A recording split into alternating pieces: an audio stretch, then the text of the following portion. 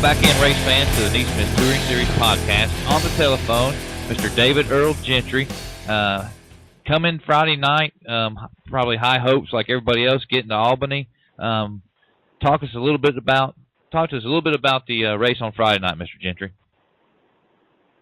Well, first of all, that was the first time we'd ever been there and never raced in that part of the country. But qualified 6 out of 31 cars and was running fifth and had to go to the rear and came back and finished 11th. Other than that, the track was good races, just more like one groove, you know, and wasn't a lot of passing going on. Well, it's no secret. There's no secret that this year that you've gone with the Bilstein $135 shocks, and being that it was the first time you were at that racetrack, what did you guys pick up on Friday night that helped you on Saturday, and what did you hope the track would give you on Saturday? Well, I was hoping that it'd be a multi-groove, you know, race surface, and I just watched the preparation of the racetrack, you know, during the day Saturday, and I knew it was going to be a little different for Saturday's race versus Friday night. And so we just kept watching it, and I told my guys that helped me on the car there that I think we need to do a little adjusting, you know. I think we're going to see a little better racing tonight. So we're either going to be a hero or zero, because I just hate falling behind somebody all the time. So you guys started the race, the feature race, in 9th place on a track you'd raced at only one time prior. When did you know that you had a car? At what point of the race did you know you had a car that was going to take you to the front? Well, at the start of the race,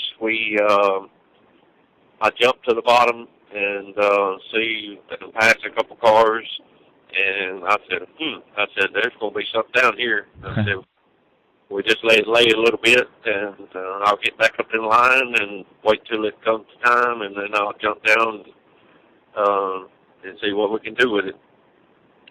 Now, I know as a driver, you couldn't know what the fans were doing, but when you were tailing there on Rambo, the fans were really, really into this race. They'd watch you come up from 9th, and the fans were really in tune with what you had going on.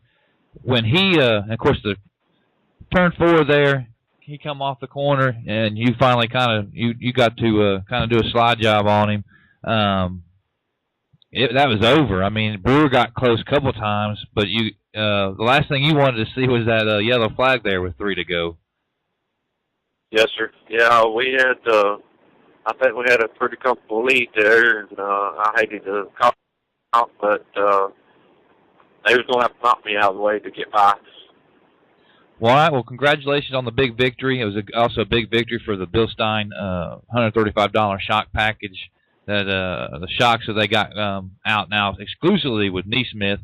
Moving on to Missouri this week, and then to Atwell, Tennessee at Clayhill Motorsports Park. You guys going to take some of this momentum and carry it through and maybe park it in Victory Lane again this weekend? I hope we can. I mean, I'd like to. I mean, I want to say thanks to Jim Highland and the Bilstein guys and Robbie and Mike and everything and all for getting this program together, you know, with the shock. So it's definitely going to be money saved, you know, for the shock program. And I seem to think that we got something here that'd be good for everybody. Well, with diesel the way it is, you can take the extra money and put it towards your diesel tab to go racing, keep racing. Yes, sir. Yeah, it makes a big difference. I mean, it really does. I mean, it money-wise, I mean, versus $1,500 or less for 10 shocks, or you can't buy but 2 of the other, maybe for that. I mean, you're a veteran driver. I mean, and in your experience, all your experience, can you tell that much of a difference? I mean, obviously you've been doing a lot of testing with stuff. I mean, what is your real gut feeling about these shocks? Well, Bilstein, I used to run them shots on the open wheel modified, years ago, and I had real success with them then, and so I knew they had a good product, and so with all the testing and the stuff that we did at East Bay and then at Magnolia and all, we come up with I guess you'd say a happy medium that would work for everybody, not just for me and not just for my chassis, but for all brands and drivers and all. That way we got choices between 10 shops, and it seems to be that the shop package that we've chosen is a lot more, I guess you'd say, forgiving, and it's not too aggressive, and it's not aggressive enough either, in one way. But no, all in all, I think we got a good package. All right. Well, before we let you go, I want you to thank some of the crew guys that helped you get your win over the weekend. And I'd also like to say for you to thank some of your other sponsors. Okay. First of all, I'd like to thank my wife for letting me be able to do this, and my guy that's been with me for so long, Gene Weaver. He's my crew chief, and matter of fact, it's just me and him.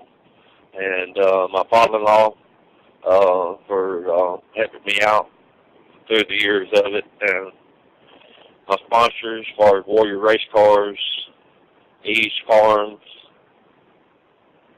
Hardy and Associates, Oak Body Shop, CSB Consultants, Maximum Signs and Graphics, and all of the contingency sponsors and promotional for taking care of my website and, keeping up to date with everything and all. And all the fans for supporting us. We need that. And the racetracks for putting on a race for us and having us a place to race at. And Mike and Heather and all the NeSmith guys, we appreciate them putting the series together where we can race. Well, congratulations for the big win over the weekend. You're certainly got to be one of the favorites headed into the races upcoming. So we wish you continued luck within the 2012 season, sir. I appreciate it very much. Thank you. On the telephone, the 2011 defending champion of the whole shebang, Mr. Dan Breuer. Dan, you guys come as a team to Albany. Of course, we had the rain out there in Greenville, so nobody got to race that race. But 32 cars show up at Albany Motor Speedway, and what a weekend of racing we had. I tell you what, that was the first time for us down in that area, and we really enjoyed it. It was a neat place. So the first night, the AES team did pretty good, but the second night is really where you guys shine. You had Dennis Franklin start on the pole. You started 5th, and the top 5, 6 guys, top 9 guys could pass and move. And it was a bull ring. Tell us what that means when you're on a bull ring, when you can move around that much as competitors. A lot of people talk about the big tracks and things like that, but honestly, for most drivers, that's the style of racetrack that's the most fun. We thought, Rambo and I both, we thought that we were going to be running up top like we had the night before, and I looked over, and David Earl was passing me on the bottom, and I said, well, if he could do that, I better try it. And pretty soon it was bottom to top, and that's a fun racetrack. It's good and wide, and I can't wait to get back to that place. Now you were able to take a couple shots at Gentry. Now I bet you was the happiest one to see out of the two of you. You were happier when that yellow come out for that green-white checker. What was the difference? Obviously you had the car because you can drive through the field. I think lap traffic came into play, but what was the difference there towards the end? It just gave Gentry the advantage over you. Well, honestly, we went with a 55. We went to hard on the tire, and because we thought we were going to be up just in the black groove, and I really think that it was taking me some time to get some heat, and some of those late cautions, I cooled that right rear down, and I just didn't get it fired off as quick as I'd like to. And you said it was first time there at the Speedway. It was my first time as well. It was first time for the Touring Series. What about the crowd? There was 2,500 to 3,000 people there Saturday night, and you all did your job. I think the Speedway is going to sign back up with us for next year. The crowd was just amazing. What do you think they take away from this weekend as they reflect on the NeSmith Tour visit? Well, I hope that it builds on their confidence that when they come to one of our shows that they'll get to see some racing. That's what's fun, you know. And Dennis, he started on the pole, and we, like I said, both of us went wrong on the tires, and I mean, you got to put on a good show for the fans, and I honestly felt like we did. And the fans as well. You could feel the excitement in the stands and the people, and everybody treated us real well. The program, I know we had to shorten the race by a little bit, but the program was over by 11 o'clock, and I thought it was a great event. All right, Mr. Breuer, I certainly appreciate you taking your time out of your day to talk with us on the NeSmith Series podcast. Good luck with the upcoming season, and thanks some of your sponsors before we let you get out of here. Well, I'd like to, AES Racing, Steve Cook, Leslie Cook, Barry Wright Race Cars, Carolina Racing Supplies, Hoosier Racing Tires on these cars, and all of the people, NeSmith especially, that make this series possible. I want to thank each and every one of them because they're the reason we're able to do this. That's Dan Breuer, the 2011 NeSmith Touring Series champion.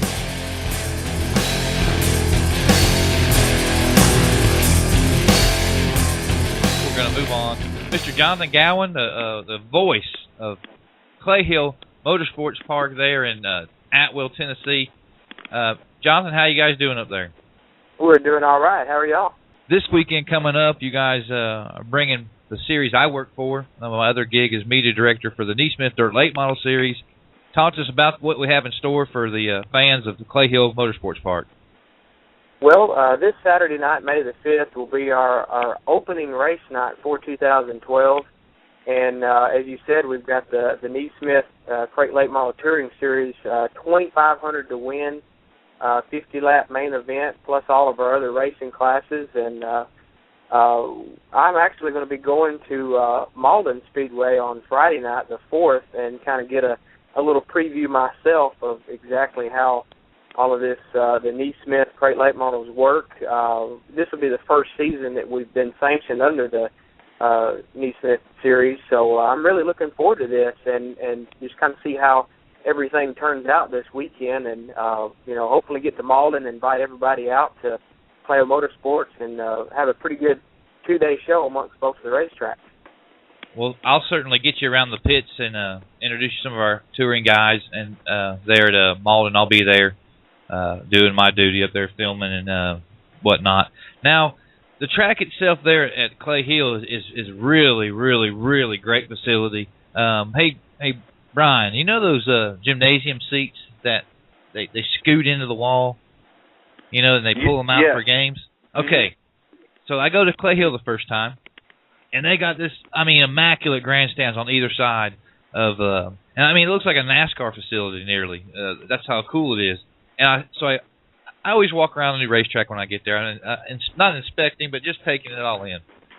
These guys have taken like big pillars and made these flat rollers where they've taken how many steps is that? Do you know, Jonathan? Not really sure on that one though. But it's a full size bleacher. They got out of a gymnasium somewhere and they just left it open. But it's huge. It's nearly. It's about a quarter of the backstretch of Talladega Superspeedway. That's how big. It's a quarter of the Allison grandstands. You guys have been open for how long now? Under the current owner, Dale Nelson, we've been open since 2002. And Clayhill Motorsports was actually built, I believe, in 1990. And then it's kind of opened and closed under a couple of different managements. But this one right here is the longest standing ownership that we've had, like I said, since middle of 2002. And Dale Nelson, he's a racer himself, He come from a big racing background, been racing all his life, so he knows what it takes to run a racetrack and to run it, like it needs to be run, and be able to invite a lot of cars each and every night, and put on a good show for the fans, and still get out, at a good hour, and get everybody back home. Well, all right. Well, before we let you go, first of all, I appreciate you coming on. I want you to thank some of the track sponsors. Give us your website, and maybe talk about another big event that you guys have coming up this year. Well, a couple of other events that we've got coming up. Of course, this Saturday night, May the 5th, got all of our regular classes going to be running as well. Pure Street, under 18 Hummers, over 18 Hummers, Street Stock, Hobby, Open Wheel Modified, and then of course the 50-lap main event for the NeSmith Freight Late Models. And as for some of the other special events, on Memorial Day, Monday, May the 28th, we got the USCS Winged Outlaw Sprint Cars coming that night. And then the next big event will be June the 28th on a Thursday, and that's going to be the UMP Dirt Car Summer Nationals Hell Tour. Will be visiting Clayhill Motorsports. And then you head all the way down to August. It'll be the last 2 days in August and the first day of September. We've got our Open Wheel Modified Motor Madness. I believe this is the third annual Open Wheel Modified Motor Madness. It'll pay $5,000 to win both Friday night and Saturday night. And all of that information can be found on ClayhillMotorsports.com. And you can also find a lot of our website sponsors and our track sponsors on there. Of course, we can be found on Facebook as well. You can just search Clayhill Motorsports.